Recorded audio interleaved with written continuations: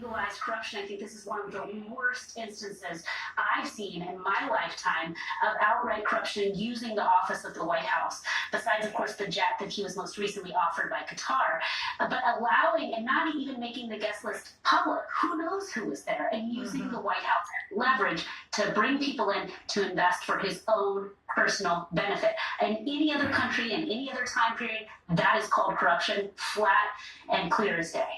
Look, I just want to make sure you're aware that the dinner was actually not at the White House. There had been some suggestions it might be at the early This stages. dude getting paid. That there might be a White House tour. He did personal. You ain't no person. You're supposed to be the president. There's nothing personal about your life no more. You gave that up. On Marine One, and then he was standing there and presenting the whole dinner, standing behind the presidential seal. So there's that. It doesn't underscore anything or undermine anything that you said. Personal. You ain't nothing personal in your life once you the president, man. This dinner did happen, though, Maura, to Christine's point that it was right after the U.S. formally accepted the 747 jet that was gifted to Trump from the Qatari royal family. But the plane requires extensive retrofitting to make it usable by a president of the United States. It is estimated to take up to 2 years. It may cost $1 billion. And who paying for that? Do Republicans think these acts actually are not going to turn off voters in 2026? I got it. You've heard from many Republicans who have said this is not the right decision, and it will be very costly, not only to be retrofitted to fit security needs, but also initially, right? We have to take that plane apart piece by piece to make sure that there aren't any bugs in it. Because while yes, we accept the president. Presumably, has accepted this gift, it's still a security risk, no matter what happens or anytime you get a Yeah, but who's paying for that? And then when he leave office, he gonna try to take it after he just had people, after tax money, $1 billion something to retrofit the plane? So there's a question. Yo, man, if y'all can't see it, y'all blind, man. They have already expressed concerns, and they're right to express those concerns. Hey, does anyone want to weigh in? That's gonna be the plane he flee the country with when they try to prosecute him after he leave office. That's what's gonna happen. I was just gonna say, I've sat through those ethical briefings, and we have to go through the gift rule every year. You have to go through and get your certification about what you are and are allowed to accept, and we are allowed to accept very little. Even if it's a perishable item, you have to throw it out. So the limitations on staffers alone is pretty extensive, and we go through that every year, that training, to make sure that you are aware of that you really cannot accept anything in any kind of context that may be seen as quid pro quo. Okay. So, Christina, the House passed the president's mega spending bill by 1 vote. So the top lines of this package, about $4 trillion in tax cuts, mostly benefiting wealthy Americans, cuts to food stamp programs, slashing $700 billion from Medicaid, the bottom 10, and more. How the will top this 10 impact average Americans? And could this ultimately turn out to be some kind of a gift to Democrats in next year's midterms? Yeah, I mean, increasing the debt. They talk about the debt, how bad the debt is, and they're increasing it. Deep economic pain, and it seems like they don't care. This bill, I think, is another flagrant example of that. The Center for American increasing the debt bigger than it's ever been. Transfer wealth from the poor to the rich in a single law in the U.S. history, and we are saying that after this bill was passed, the House, you saw again the stock market respond. It's going to really impact millions of Americans that are already struggling financially. And then he turned right after this bill was passed to talk again about tariffs, which are proving to be really difficult for millions of Americans to confront and face. Long-term pain short-term pain, he says, for long-term gain. I don't think Americans are buying it, and this bill will erode millions of Americans. But he wants y'all to take pain while he getting rich. Because remember, he was broke. He was broke. He didn't have no money.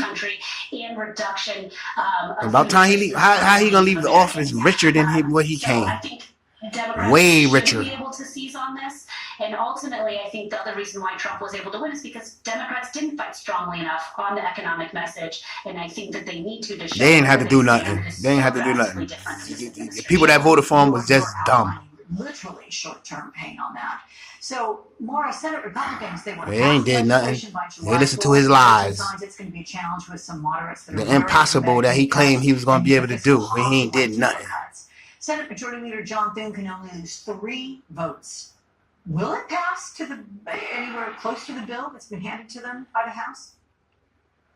It'll go through the Senate regular order. John Thune, the Senate Majority Leader, has signaled that he is looking to go through regular order, that by setting through markups through committees to make the bill better for the broad swath of his conference, which it does. It is Better for people who? who are skeptical about those Medicaid cuts. I think the big portion of this is the messaging aspect. Y'all of it. crazy. See what y'all Donald done Trump is did? a lame duck president, and so he is not as concerned about the midterms. He's not concerned about what happens in that regards. He is concerned mostly with his own legacy. He does operate and governs largely by what happens and impacts to him directly, and so.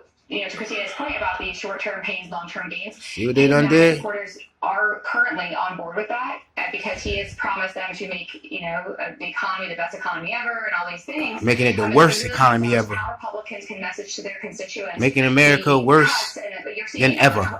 That's the new slogan. Restructuring Medicaid. He making America worse than ever. I'm gonna get some hats. And getting rid of the fraud, waste, and abuse, which I think a large. I'm gonna get some hats and T-shirts. Making America worse than ever. Yes, of course we should try and root out fraud, waste, and abuse, and so it really does come down to the details, and I think that's where the Senate comes in and has to really hone in on that. And then again, the messaging is the key, the biggest part of that tactic there. I'm going to switch gears here, Christina. Catalyst just came out with its analysis of the 2024 presidential election, revealing some fascinating insight into why Kamala Harris lost. Oh, they stole it. And new voters, Elon Musk. younger, more diverse, less engaged than the electorate at large, fell below 50% support for a It's all right. candidate. When they ain't got no health care, no food to eat, The Cook political report called it the they can look at all them numbers that they want to. Trump coalition. What's your explanation for that, and how can Democrats reverse this trend? The Democrats ain't got to do nothing, we man. saw a lot of young voters If they ain't switch and motivated vote for to Donald Trump. not But vote you have to Republican remember after about this, voters, there's always a new cohort, and we saw then let 'em especially be. that youngest cohort that didn't really experience the Donald Trump presidency. Some of them were in middle school or even elementary school when he was first elected president. But you've also seen big swings, most recently at that 100-day mark within those portions of the coalition, the Latino vote, the youth vote, and some of the black male vote that did vote for Donald Trump, saying they are very displeased with the course he's on, what they've seen him fail to do on the economy and all the promises he made. So I think that there's a real opportunity to seize and win back these voters. But I think the other lesson is you don't take any voter for granted. We go and fight for them. And the other thing I will say about young voters is Trump won the portion of the youth vote that he won by 20 points. For the portion, their number one issue was the economy.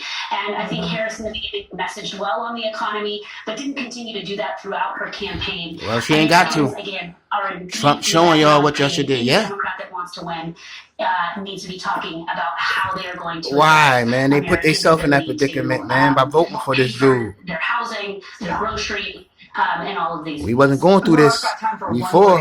We wasn't going through this before. I don't care about no young voters, man. They ain't smart enough to understand that. He has a stronghold that we will not see again. You did it. One word. And their sign was good too. Okay, ladies, that's it. Thank you so much. Have a good holiday Monday.